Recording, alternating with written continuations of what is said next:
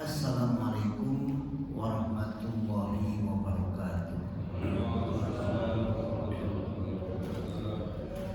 Ya Rabbi bil Mustafa balligh maqasidana waghfir lana ma madha ya wasi'al karami ya Rabbi bil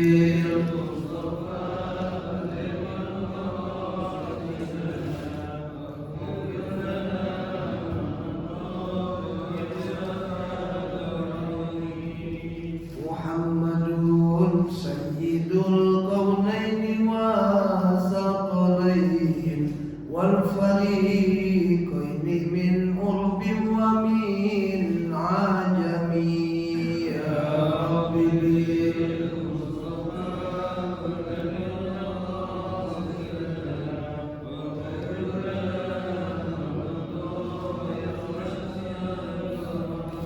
huwal habibul ladzi turja syafa'atuhu likulli hawlin minal ahwali muqtahami ya Rabbi bil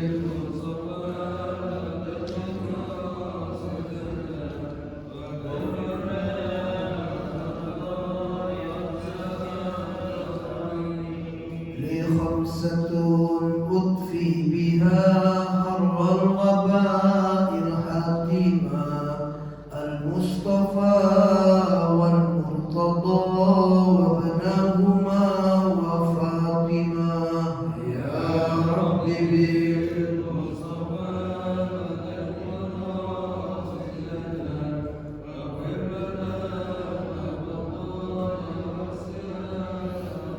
Allahumma salli wa sallim wa barik alaihi. Bismillah walhamdulillah. Assalatu wassalamu ala rasulillah wa ala alihi wa ashabihi wa man tabi'a risalatah amma ba'd. Yang sama-sama kita hormati para asatid, bapak-bapak haji, ibu-ibu haji, dan calon-calon haji. Tahun ini jamaah kita ada yang berangkat? Ada, alhamdulillah. Para jamaah sholat subuh berjamaah dan kajian tafsir. Mari sama-sama kita puji Allah Subhanahu wa taala atas berbagai macam nikmat dan karunia-Nya sehingga kita bisa melaksanakan sholat subuh berjamaah, juga mengikuti kajian tafsir, mudah-mudahan menambah khazanah pemahaman kita terhadap Al-Quran. Amin. Salawat dan salam kita haturkan pada junjungan baginda Nabi mulia Nabi Muhammad sallallahu alaihi wasallam. Para jemaah yang Allah muliakan, kita sampai kepada kisah Jalut. Jalut itu penguasa zalim. Ya. Nah, kemudian Bani Israel itu minta kepada nabinya Nabi Samuel saat itu, ya kan setiap masa ada orangnya, setiap orang ada masanya, gitu ya. Kalau pepatahnya begitu ya, pagi-pagi buta udah ngopi dia biar segar. Silakan. Setiap masa ada orangnya, setiap orang ada masanya. Kayak presiden, masanya Jokowi udah habis, sekarang masanya Prabowo, gitu ya. Nah, Nabi itu ada puluhan ribu. Setelah wafatnya Nabi Musa, banyak nabi-nabi lain. Cuma memang tidak termasuk nabi yang wajib kita kenal. Di antaranya ada Nabi Samuel. Nabi Samuel. Nah, Nabi Samuel itu diminta oleh kaumnya untuk mendatangkan seorang pemimpin yang akan memimpin pasukannya untuk berperang melawan Raja Jalut. Apa namanya? Ya, Jalut. Lalu Nabi Samuel itu menyampaikan jawaban Allah bahwa Allah mengutus ya, pemimpin, yaitu Tolut, raja Tolut. Dan cuma seperti di kisah-kisah itu, Pak, jagoan itu selalu lahir dari tempat dan kondisi yang tidak kita kira-kira, gitu ya. Biasa kan gitu ya, kapten bangun tuh udah berbuat jahat banget, udah yakin menang, tiba-tiba ada orang berkuda, beri terima, ya, di filmnya kan begitu, atau rawing gitu kan, selalu begitu tuh. Ya. Fir'aun nggak dikira-kira ternyata yang mengalahkan Fir'aun ada di dalam istananya, sementara dia membunuh semua anak laki-laki yang ada di luar istana. Itu ternyata ada di dalam, ya. Begitu. Seperti ini juga, bagaimana Allah menghancurkan kekuasaan Jalut. Allah mengutus Talut. Nah, Talut itu bukan dari keturunan raja, bukan orang yang berpengaruh, bukan orang yang punya harta banyak. Nah, disitulah nanti ada kontroversi di kalangan Bani Israel, karena Bani Israel itu pengennya rajanya itu raja yang berwibawa, yang memang punya darah biru. Kalau darah kita darah apa? Kalau pengen tahu ikut donor, Pak. Donor darah kan tahu tuh darah biru bukan. Nah, itu pengennya.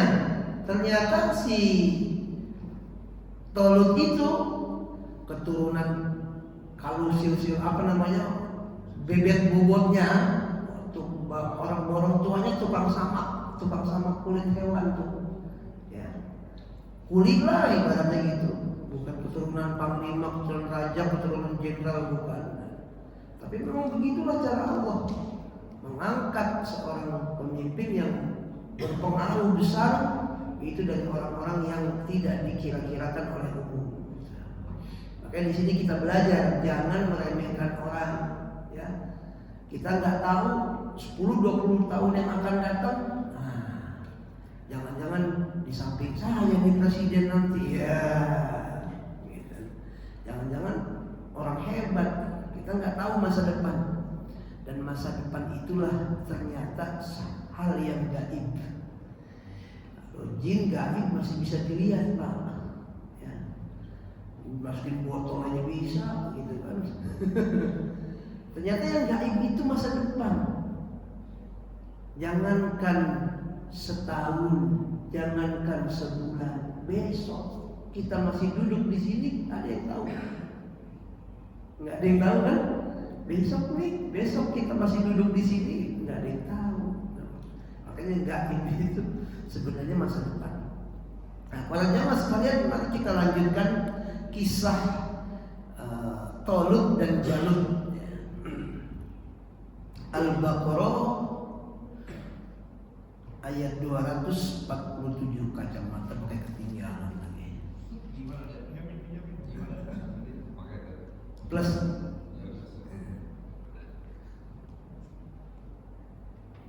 kurang bagus. Itu cok. Iya, nggak apa-apa. Jadi gede banget.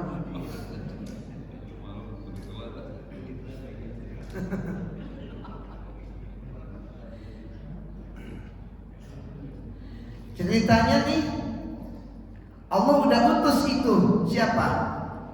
Raja yang mereka minta oleh Bani Israel, yaitu Tolut. Ya. Tolut itu, Pak, kalau di bahasa Eropa itu namanya Saul.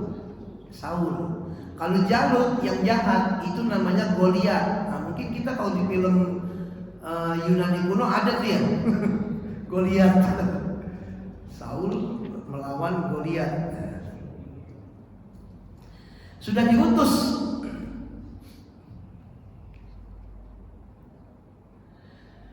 Lalu apa jawaban atau reaksi Bani Israel ketika yang Allah utus sebagai raja bagi mereka adalah seorang Tolut? Nah, ya. Dalam ayat 247, wa qala lahum nabiyyuhum innallaha qad ba'atsa lakum Taluta malikan qalu anna yakunu, apa itu? 247.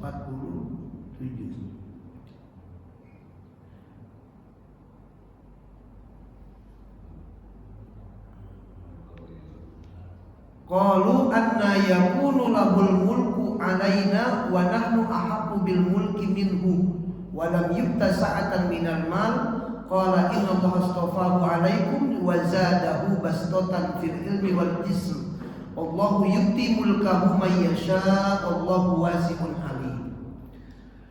Wa qala lahum nabiyuhum, dan berkata kepada mereka, siapa nabiyuhum? Nabi mereka. Nabi Samuel berkata itu kepada Bani Israil. Jadi sekali lagi sebelum saya lanjutkan, jangan berpatokan Nabi hanya 25. Ya, 25 itu Rasul yang wajib kita kenal, Nabi dan Rasul. Sementara banyak Nabi yang dia nggak jadi Rasul, banyak. Ya. Atau yang tidak termasuk 25 Nabi dan Rasul. Kata Nabi Samuel, innallaha qad ba'atsa lakum Taluta malikan. Sesungguhnya Allah telah mengutus untukmu, ya. Siapa Talut? Mengutus akan Talut malikan, sebagai raja. Apa jawaban Israel? Qalu anna yakunu lahul mulku alaina. Anna ay kaifa. Maknanya bukan sesungguhnya, tapi bagaimana, ya. Anna yakunu lahul mulku alaina, bagaimana si Talut bisa memiliki kekuasaan atas kami, padahal dia yang minta.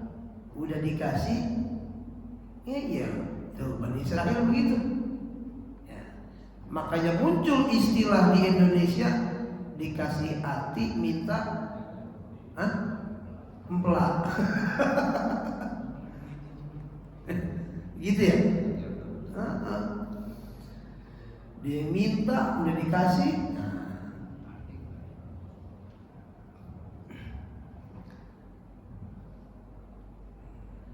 Seperti ada sikap tidak menerima nih Bani Israel. Karena oke, mereka minta melalui Nabi Samuel untuk berdoa kepada Allah mengutus seorang raja, gitu kan. Tapi ngapa yang diutus? Talut, gitu. Dalam hati, dalam pernyataan sikap mereka tuh terbaca sekali, kenapa dia sih, gitu.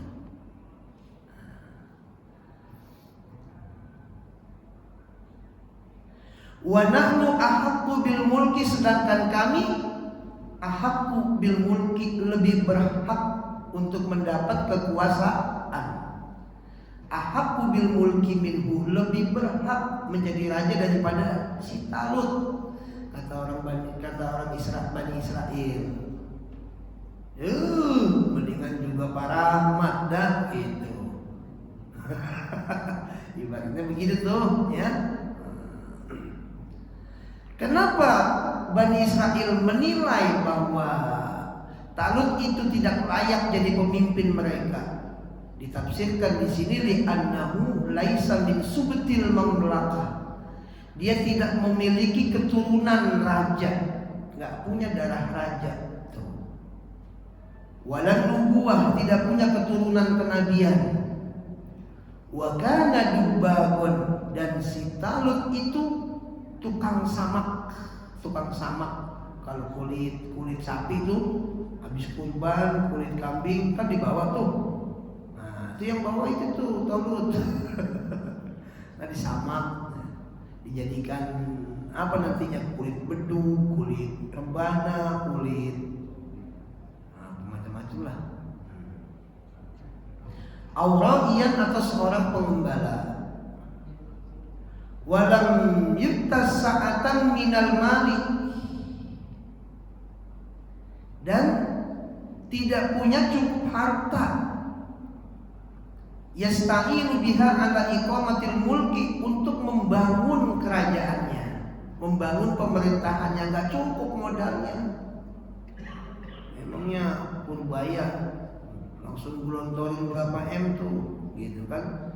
Ini si Talut, si Talut gimana dia? Nggak punya BI dia, gitu kan? Duit dari mana untuk membangun kerajaan, membangun pemerintahan? Itulah pertanyaan dari Bani Israil. Dan semua kisah Bani Israil selalu begitu pada Al-Quran. Termasuk Nabi kita Nabi Muhammad, begitu diutus, mereka tahu di kitabnya akan diutus Nabi akhir zaman, Ahmad namanya. Begitu diutus, ngapa dia sih gitu ya? Kenapa nggak dari kalangan mereka? Itu intinya, pengennya begitu ya. Yang Jawa pengennya si Talut itu dari orang Jawa. Yang dari Sunda pengennya rajanya tuh dari Sunda ya. Yang Palembang nggak mau kalah, pengennya dari Palembang ya. Yang dari timur ya dari timur pengennya begitu, sesuai dengan keinginan. Karena Talut ini nggak sesuai dengan ekspektasi mereka, nah disitulah ada penolakan.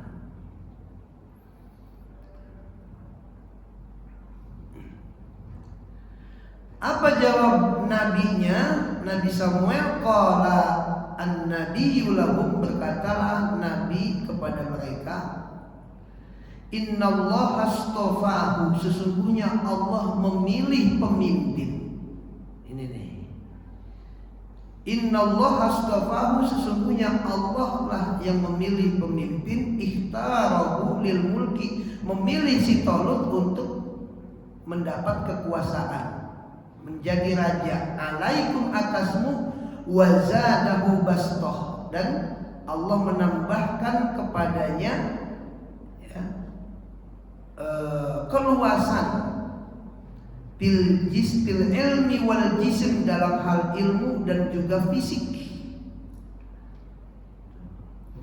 Nah si Talut ini ditafsirkan ciri-cirinya itu wa kana a'lamu Bani Israil, itu adalah orang paling pinter di Bani Israil saat itu ya, yauma izin. Saat itu si Talut itu orang paling pinter Bani Israil. Wa ajmalahum, dan orang paling ganteng. Wa atammahum khalqan, dan orang yang paling mulia, paling sempurna akhlaknya. Itu Talut tuh, padahal udah orang paling terbaik yang diambil dari mereka. Tetap aja sikapnya Bani Israil ada penolakan berdasarkan ego dan juga kepentingan kelompok. Allahu yu'ta mulkahu may yasha. Apa itu? Bil mulki. Qala inna Allaha astafanikum wa zadakum basta bil ilmi wal jismi wallahu yu'ti mulkahu may yasha. Dan Allah memberikan mulkahu, kerajaannya, kekuasaannya, may yasha, kepada orang yang dikehendaki. Setiap pemimpin yang jadi itu berarti adalah kehendak Allah, bukan kehendak siapa-siapa. Ya, ini Pak Haji Haryanto, biar kata bukan raja, kan pemimpin tetap. Masjid Jami Mahkota Simpruk, memang kehendak siapa? Ya kehendak Allah Pak, bukan kehendak siapa-siapa. Gitu. Kan yang pengen banyak, gitu. Atau yang lebih pantas banyak, gitu. Ya bukan kehendak Allah. Itu adalah sesuatu yang mutlak. termasuk RT, RW, lurah, presiden, raja. Nggak usah diributin kayak itu tuh. Babanya baru meninggal, belum berapa puluh hari udah pada berebut. Jabatannya keren, raja. Ya, di Kasunanan. Biasanya mah keratonnya sepi benar, yang ramai pasarnya, Sapliwon, sebelah-sebelahnya tuh. Nah, ini malah lagi ramai banget. Karena apa? Karena lagi biasa. Presiden, ya kita terima. Dulu Pak Jokowi, yang bukan pendukung Jokowi terima, emang udah jadi, udah ketentuan Allah. Sekarang yang jadi Pak Prabowo, yang nggak dukung Prabowo ya tetap dukung sebagai presiden, gitu. Karena udah ketentuan Allah. Allah yang memilih itu pemimpin. Nah, kalau pemimpinnya soleh enak, kalau pemimpinnya zalim, nah di situ kita mikir Pak.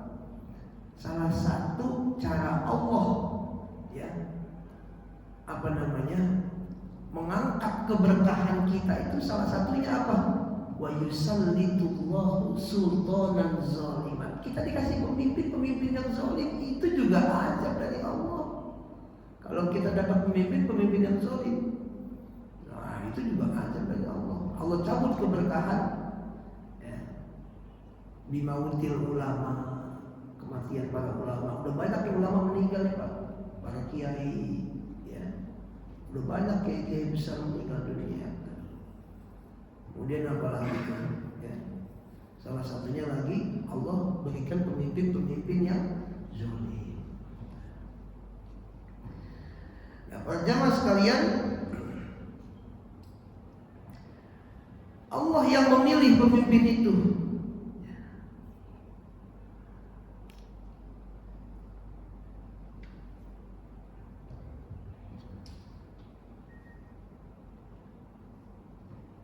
Dan Allah menambahkan bagi si Talut itu dalam ilmu, kelebihan di bidang ilmu dan juga fisik.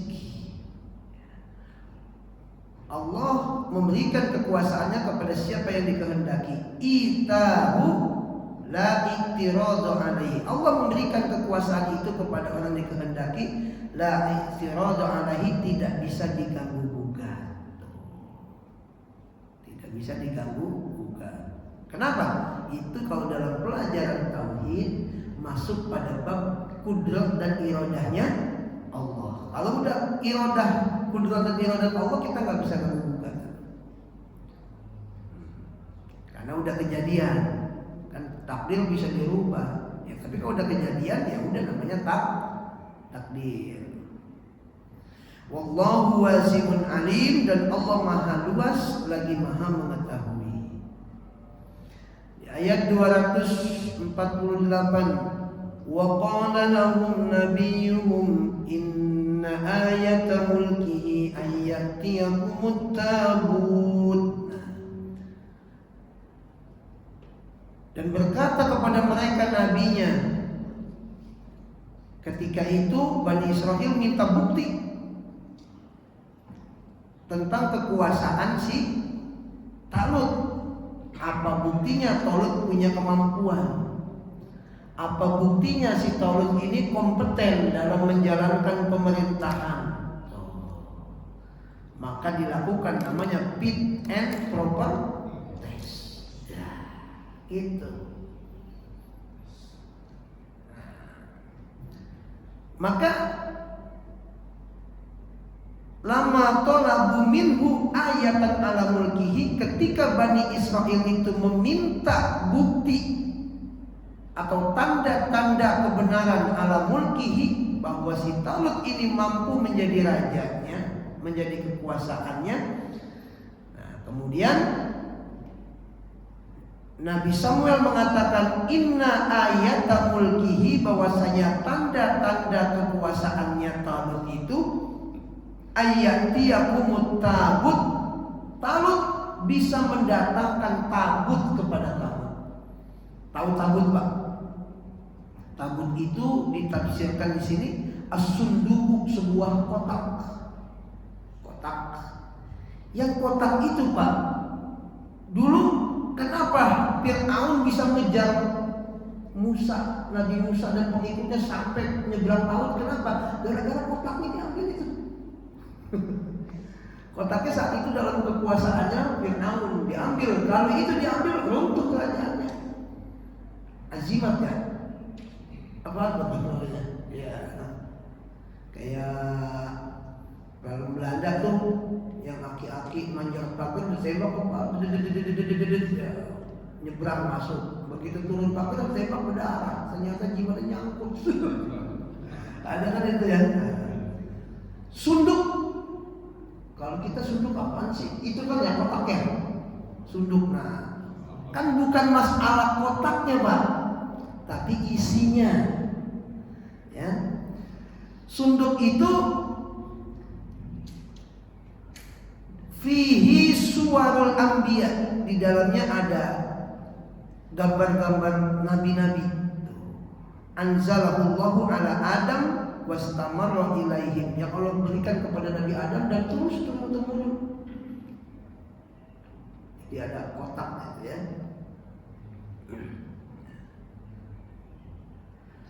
Faghalabahum al-amalaqah.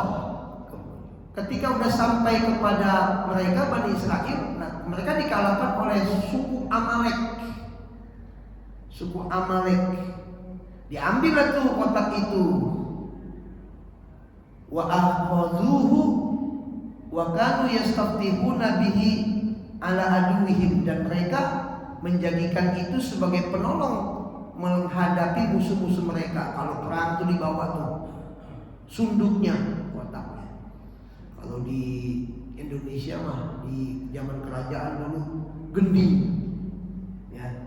Kalau Mataram mau perang tuh gending apa yang dibawa tuh. Asal itu udah ditabuh Pak. Semangat pasukan gimana nggak hebat. Bisa jalan kaki dari Jawa sampai ke Karawang. Mau ke Batavia dulu jalan itu Pak. Karena perang dulu kan perang senjata biasa gitu. Kalau sekarang nggak pakai kemana-mana, tinggal pencet, meledak Iran gitu kan. Zaman nuklir perang.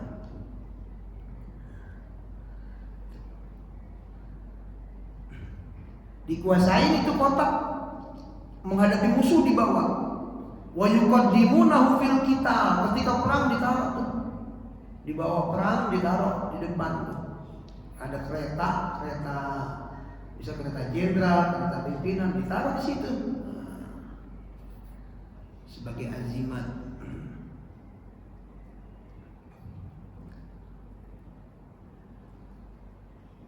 Wa yaskununa ilaihi, dan mereka merasa tenang dengan adanya benda sunduk itu. Kalau lagi perang, pasti menang, yakinnya begitu. Apa namanya, sugestinya begitu ya. Ternyata sampai zaman sekarang tuh berlaku kan. Ada yang sugestinya batu cincin. Pak Jiwan udah sampai Halim, mau naik apa tuh kereta apa, Bandung, balik lagi, kenapa cincinnya ketinggalan? Sugesti gitu ya, berobat kemana-mana, sembuhnya mah dokter itu doang tuh, ya sugestinya gitu.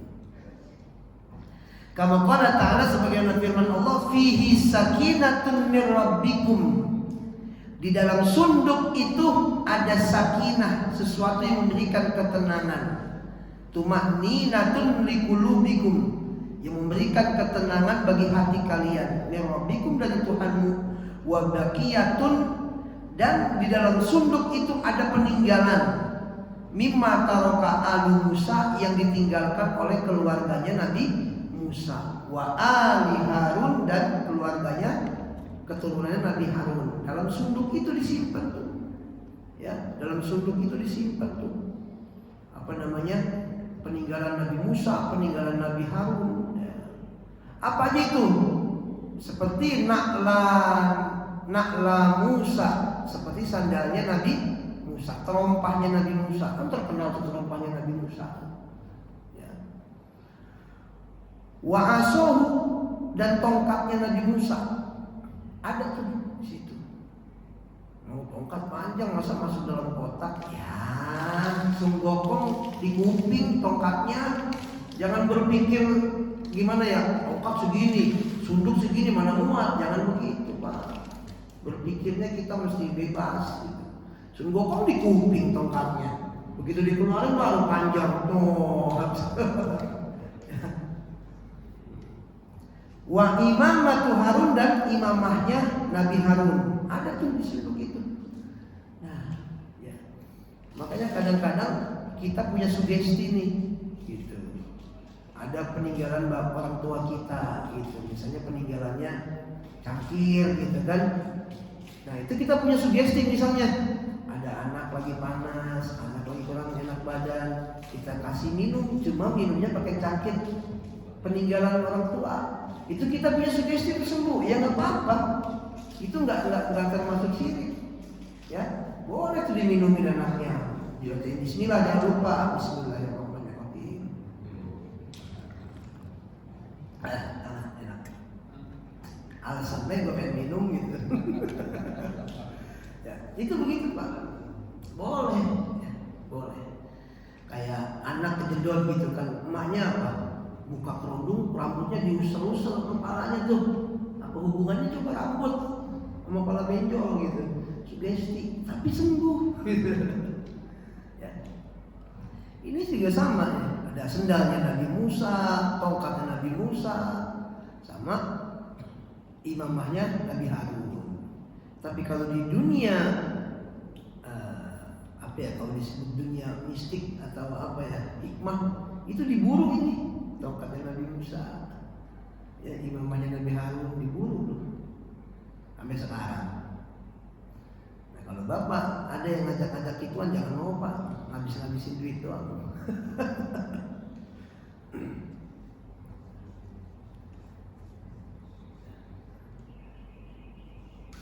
Nah sunduk itu ya tahmiluhul malaikatu, dibawa oleh malaikat. Inna fi dzalika la ayatan lakum, sesungguhnya pada sunduk itu la ayatan lakum, itu menjadi bukti bagi kalian daripada kekuasaannya si Talut. In kuntum mu'minin, jika kamu benar-benar orang beriman. Apakah Bani Israel percaya? Sebagian percaya yang beriman, sebagian ya masih ngeyel gitu ya. Kan ada orang udah dibilangin berkali-kali masih ngeyel aja, ada kan? Maka ini sunduk dibawa oleh malaikat di antara langit dan bumi. Jadi dia adanya di mana tuh waktu itu? Di bumi nggak ada, di langit nggak ada, di antara langit dan bumi. Mereka lihat tuh bahwa orang Bani Israel melihat malaikat membawa sunduk tersebut. Nah,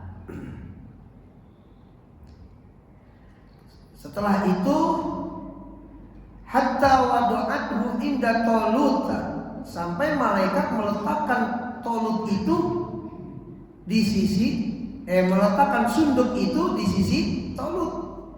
Baru tuh fa'aqarru bi mulkihi, maka Bani Israel itu mengakui kekuasaannya Talut.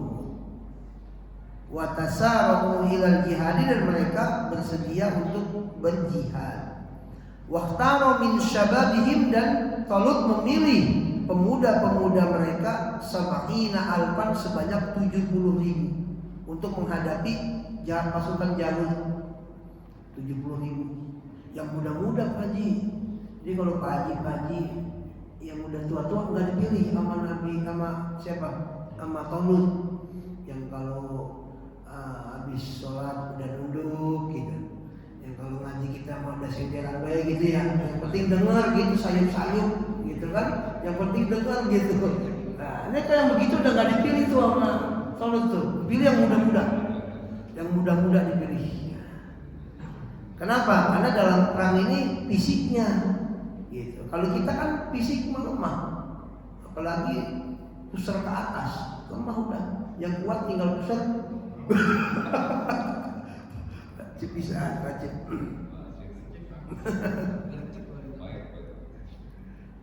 Falamma fasala Talut bil junudi qala innallaha mubtaliikum binahar.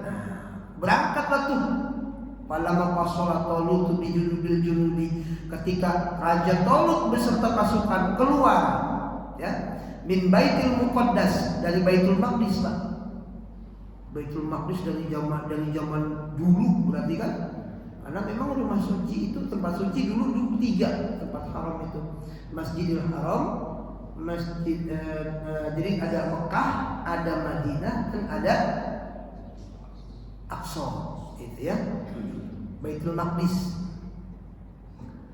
Wa kana al-buruj syadidan, dan panas saat itu cuacanya sangat terik seperti beberapa hari kemarin tuh ya. Yang panasnya nyelukit. Wa talabu minhul ma, sebab itu mereka minta air. Pasukannya Talut minta air. Nah, Allah menjawab, qala innallaha mubtaliikum binahar. Sesungguhnya Allah menguji kamu binahar, dengan sebuah sungai. Mereka lewat sungai itu. Lewat apa? Sungai.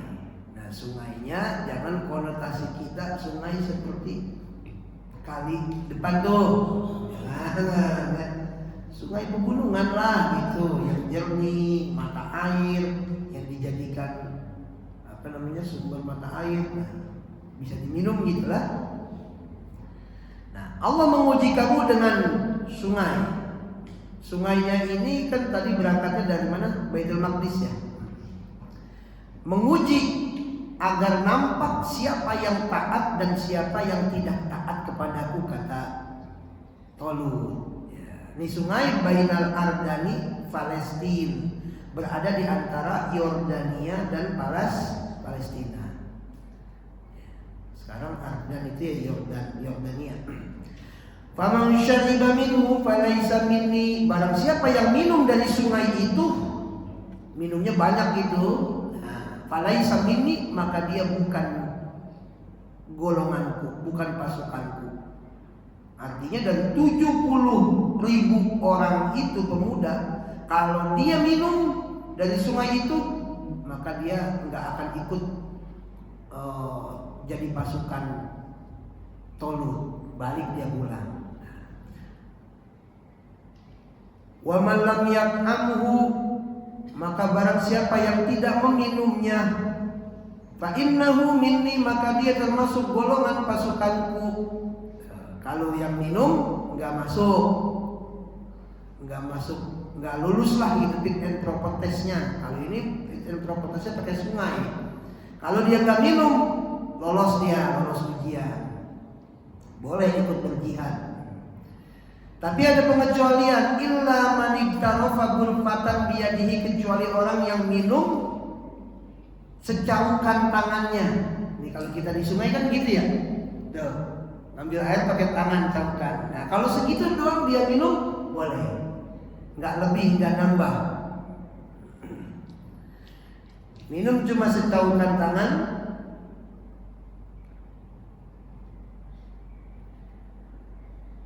Fa innahu minni ya, illa man iktarafa ghurfatan biyadihi faktafa biha wa lam yazid 'alaiha. Cukup tuh setangan itu.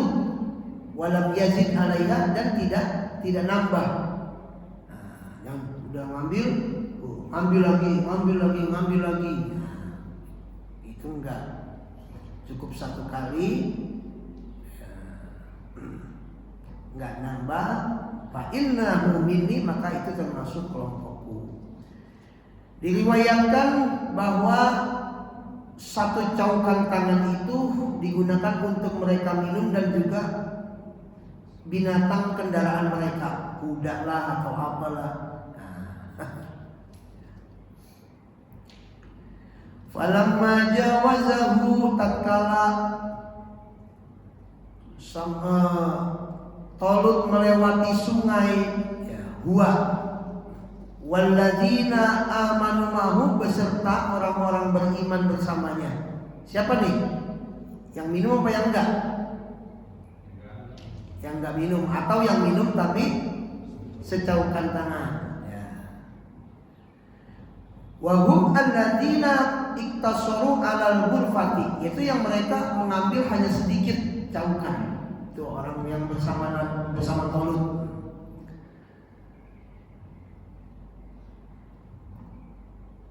Qalu, sementara mereka yang minumnya banyak, minumnya nambah, ya, atau malah mandi, seger banget gitu kan.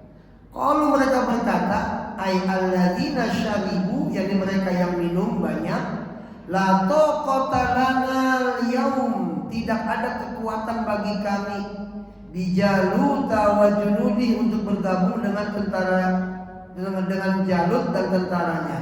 Yang minum banyak malah jadi lemes. Tuh. Kenapa?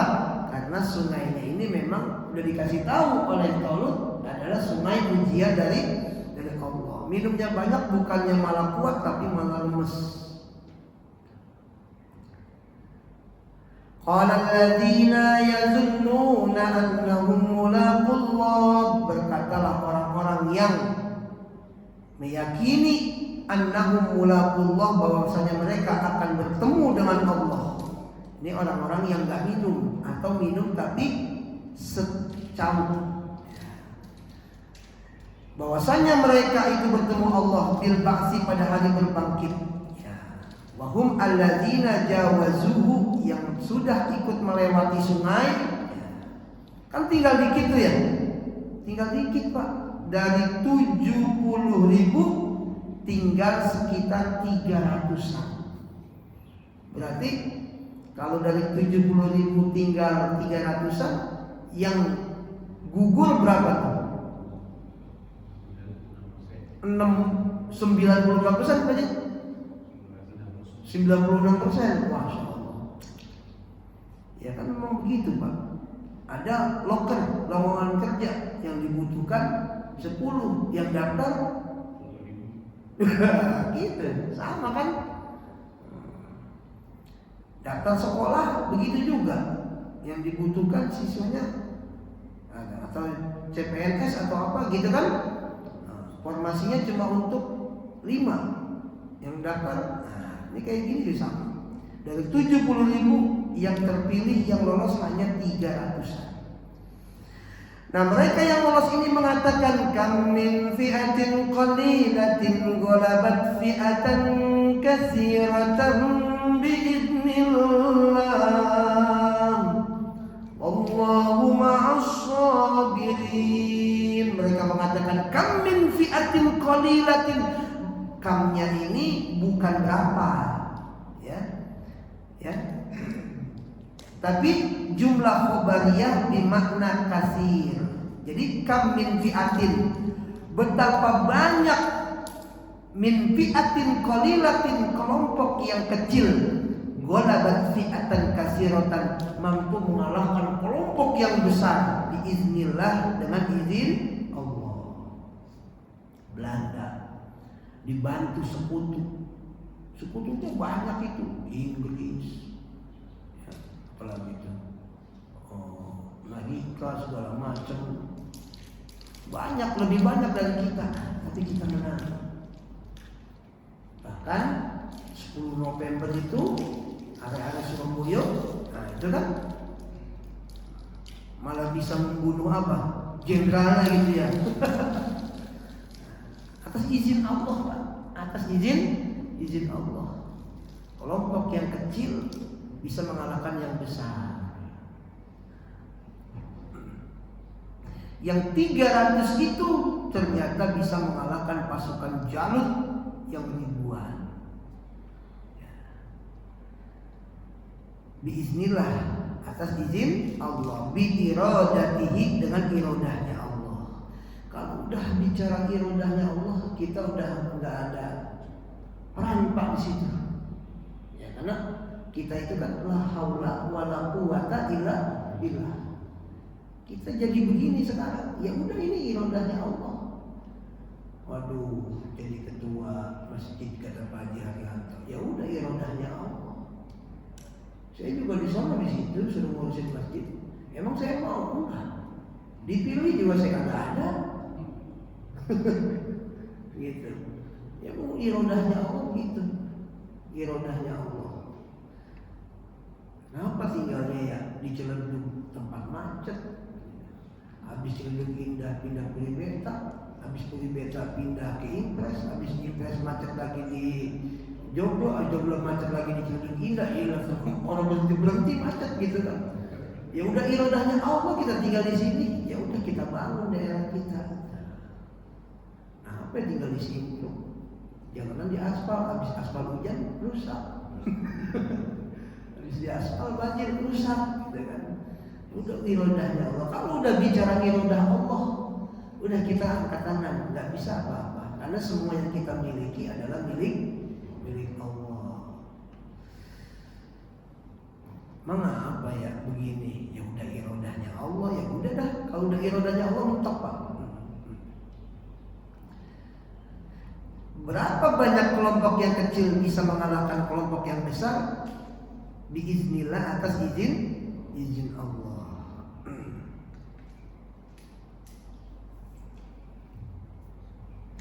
Itu ayatnya. Kam min fi'atin qalilatin ghalabat fi'atan katsiratan biiznillah. Walamma barazu li Jalut wa junudi, tatkala mereka maju. Walamma barazu, mereka maju berperang bersama Jalut dan tentaranya. Li kitanihim, untuk memerangi mereka, pasukannya Goliat, Jalut. Ya, tadi Talut. Walamma barazu li Jalut, mereka maju memerangi Jalut wa junudihi, dan juga tentaranya. Li kitanihim, untuk memerangi mereka. Wa tasofu, dan membuat barisan. Sof. Apa kalau perang itu? Kalau perang formasi ya, formasi ini, formasi itu, pasukan pemana, pasukan tombak, kan ada aba-abanya tuh. Kalau mereka berkata, Rabbana afriq alaina sabran wa tsabbit aqdamana wansurna 'alal qaumil kafirin. Doa itu para pasukannya si Talut itu ya, ketika menghadapi pasukan Jalut yang begitu banyak. Rabbana afriq, ya Tuhan kami, curahkanlah asbib alaina, kepada kami, sobron, akan kesabaran, wasabbit aqdamana, dan kuatkan hati kami, bitaqwiyati qulubina, dengan menguatkan hati kami, alal jihadi, untuk tekad berjihad, wansurna alal qaumil kafirin, dan tolonglah kami terhadap orang-orang kafir. Itu doa. Yang kenapa ini pasukannya Talut bisa mengalahkan Jalut padahal cuma 300-an orang? Ya itu doa, jangan lupa. Jam berapa? 23 udah masuk ya. Wallahu a'lam bishawab. Al-Fatihah. Alhamdulillahirabbil alamin, arrahmanir rahim, maliki yaumiddin. Iyyaka na'budu wa iyyaka nasta'in, ihdinas siratal mustaqim, siratal ladzina an'amta 'alaihim ghairil maghdubi 'alaihim waladdallin. Amin amin ya arhamar rahimin. Irhamna Allahumma bihaqqil Fatihah wa bi karamatil Fatihah wa bi syafa'atil Fatihah wa bi mizatil Fatihah wa baqina qabla nabiyyin wa ulamaikal muqarrabin bi rahmatika ya arhamar rahimin. Wa subhanakallahumma wa tahiyyatu bisalam wa akhiru da'wana alhamdulillahi rabbil alamin. Assalamualaikum warahmatullahi wabarakatuh. Silakan yang mau syukur Isra.